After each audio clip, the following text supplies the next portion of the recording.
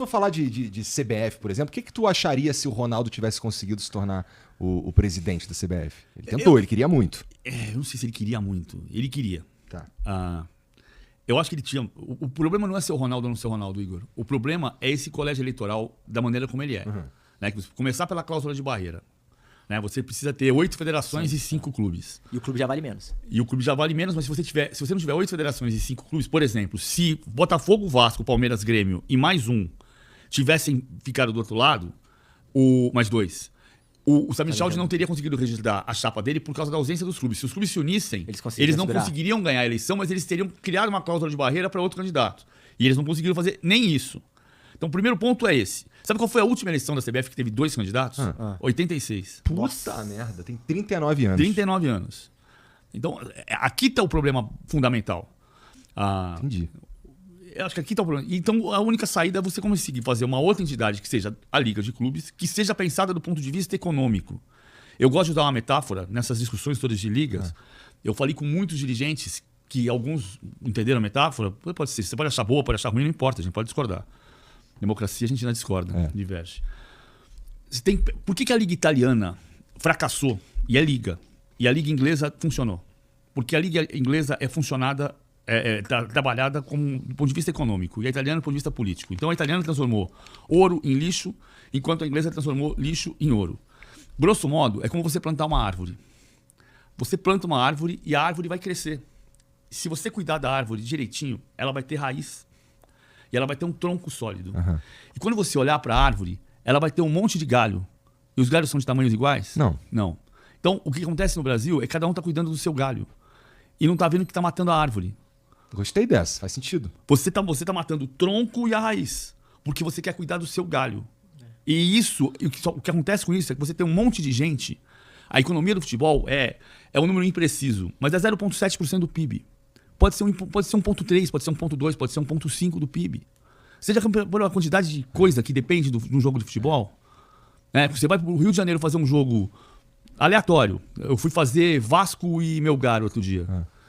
Aí tem torcedor do Vasco entrando no hotel, que veio do Espírito Santo. Torcedor do Flamengo chegando para ver o jogo do dia seguinte. Então você movimenta companhia aérea, companhia de ônibus.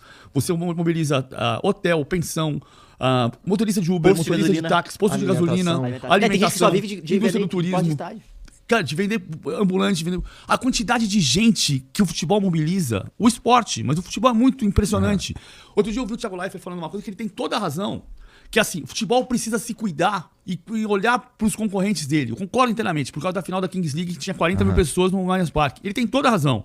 Mas presta atenção, no domingo passado, tinha 64 mil pessoas no Maracanã, 50 mil pessoas no Castelão, 44 mil pessoas em Itaquera e 57 mil pessoas no Mineirão. A gente falava, a questão da Kings League, que é muito valioso esse raciocínio, o futebol tem mesmo que olhar para a concorrência, tem que pensar na difusão. Você não tem dúvida disso, você tem toda a razão. Mas eu via muito isso quando o vôlei botou 100 mil pessoas no Maracanã. As pessoas falavam, o vôlei vai ser mais popular que o futebol. Cara, olha só, o Brasil não fez nada para melhorar. Nós estamos na 11ª rodada do campeonato, a média de público é de 25 mil pessoas por jogo. O recorde histórico até 2023 era 22.900. Em toda a história do futebol brasileiro, o Campeonato Brasileiro de 83 tinha 22.900 por jogo. Hoje tem 25 mil. As pessoas dizem que o estádio está elitizado, que o ingresso está muito caro, o brasileiro está com menos dinheiro e tem mais gente no estádio. E aí a gente está olhando corretamente para a concorrência da Kings League. Estou de pleno acordo. Mas aí você tem 40 mil na final da Kings League, porque é o que cabia no Allianz Parque, e você tem, repito, 64 mil no Maracanã, 57 mil no Mineirão, 50 mil no Castelão, 44 mil no Itaquera, no mesmo domingo. É muita coisa. Olha o potencial que isso tem para gerar trabalho para as pessoas, para famílias viverem disso.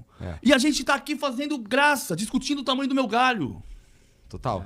Mas isso, nesse de discutir o tamanho do galho, quem tu acha que tem mais, quem tá vacilando mais? Os grandes, que tem o galho maior?